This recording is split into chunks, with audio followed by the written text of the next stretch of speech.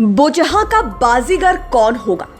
इस बार कौन बोचहा में बाजी मारेगा? किसके सर सजेगा बोचहा का ताज? इसको लेकर बिहार के सियासतदानों में नूरा कुश्ती जारी है।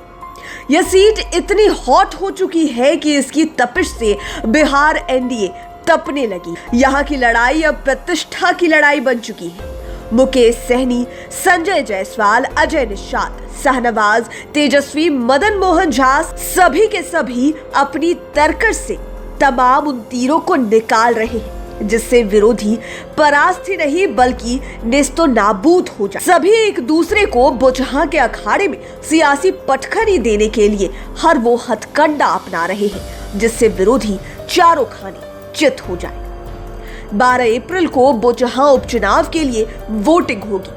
इसको लेकर मुकेश सहनी ने रमई राम की बेटी डॉक्टर गीता देवी को चुनावी मैदान में उतारा है, तो बीजेपी ने बेबी कुमारी को अपने सियासी दुश्मनों को पटखनी देने के लिए आगे किया। वहीं तेजस्वी ने स्वर्गीय मुसाफिर पासवान के बेटे अमर पासवान पर विश्वास जताया है, जबकि कांग्रेस ने तरुण चौधरी की पीठ पर अपना हाथ रख दिया है।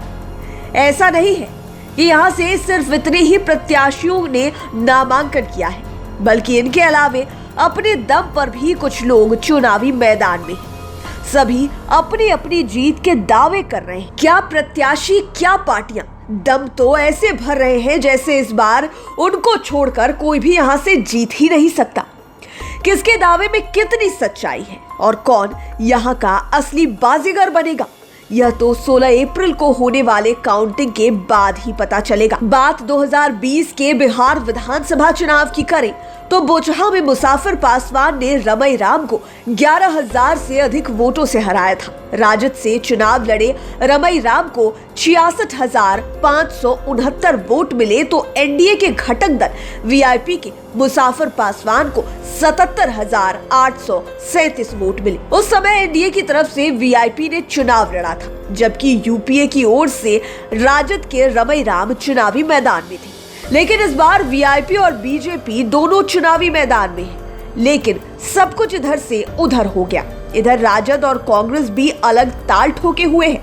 इस कारण यहाँ की लड़ाई काफी दिलचस्प हो गई है। राजनीतिक विश्लेषकों की माने तो एनडीए से प्रत्याशी रहे मुसाफिर पासवान के निधन के बाद उनके बेटे अमर पासवान इस बार राजद से प्रत्याशी हैं। ऐसे में उन्हें राजद के वोट बैंक और सहानुभूति वोट की उम्मीद है।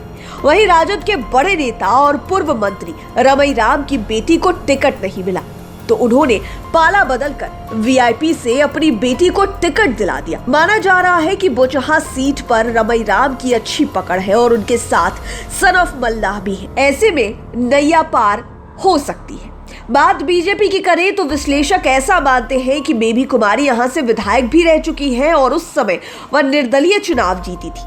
लेकिन अब बीजेपी से उम्मीदवार बनने के बाद उनकी ताकत दोगुनी हो गई है। हालांकि इसका लाभ उन्हें कितना मिलता है यह परिणाम ही बता पाएगा। बोचहा सीट की बात करें तो इस विधानसभा में 2 प्रखंड हैं, बोचहा और मुसहरी। मतदाताओं की कुल संख्या 2,90,784। इसमें 1,53,089 पुरुष तो 1,37,862 महिला और 4 अन्य श्रेणी के मतदाता हैं। जातिगत तरीके से देखा जाए तो यह सीट सुरक्षित सीट है, जहां पर सहनियों की संख्या 60,000, भूमिहार 50,000, मुसलमान 20,000, कुशवाहा 20,000, पासवान 15,000 और यादव 35,000 के करीब है। ऐसे में माना जा रहा है कि पार्टी के साथ साथ जातीय समीकरण को जो साधेगा वह जीत दर्ज कर सकता है। यह बात सही है कि बोचहा की लड़ाई अब महज एक सीट की लड़ाई नहीं रह गई। यहाँ बीजेपी जैसी बड़ी पार्टी की प्रतिष्ठा दांव पर लगी है, तो मुकेश सहनी का राजनीतिक भविष्य ही इस सीट पर टिका हुआ है। तेजस्वी भी इस सीट के लिए रमई राम जैसे पुराने और कद्दावर नेता को खोना भी मंजूर कर चुके हैं, जबकि कांग्रेस अपनी खोई हुई जनाधार के लिए लड़ रही है। यह सीट सियासतदानों के लिए कितनी अहम बन गई है, इसका अंदाजा इन सारे दिग्गजों के बीच जारी सियासी युद्ध से लगाया जा सकता है। अब किसे जीत मिलती है और किसे मात, यह 16 अप्रैल को पता चलेगा। लाइव सिटीज के लिए मुजफ्फरपुर से अभिषेक की रिपोर्ट। अगर अभी तक आपने हमारे चैनल को सब्सक्राइब नहीं किया है तो जरूर कर लीजिए। ये वीडियो फेसबुक पर देख रहे हैं तो पेज को लाइक करें, साथ ही साथ हमें ट्विटर पर जरूर फॉलो करें। धन्यवाद।